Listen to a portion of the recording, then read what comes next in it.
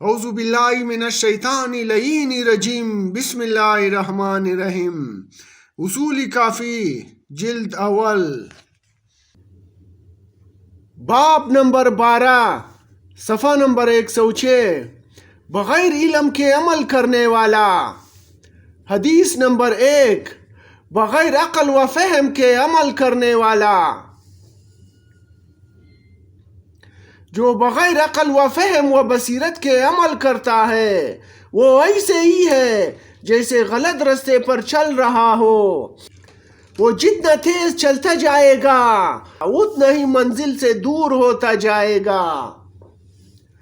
حدیث نمبر 2، اللہ معرفت کے بغیر عمل کو قبول نہیں کرتا۔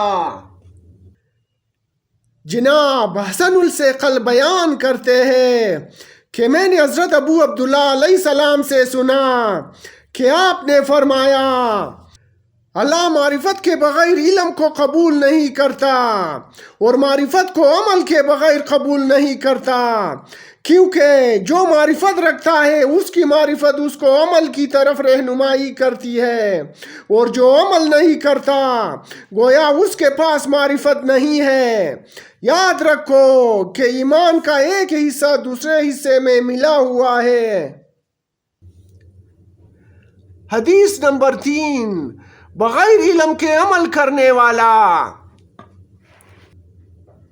حضرت ابو عبداللہ علیہ السلام نے حضرت رسول خدا صلی اللہ علیہ وآلہ وسلم سے نقل کیا ہے، آپ نے فرمایا، جو بغیر علم کے عمل کرے اس کا فساد اس کی اصلاح سے زیادہ ہوتا ہے۔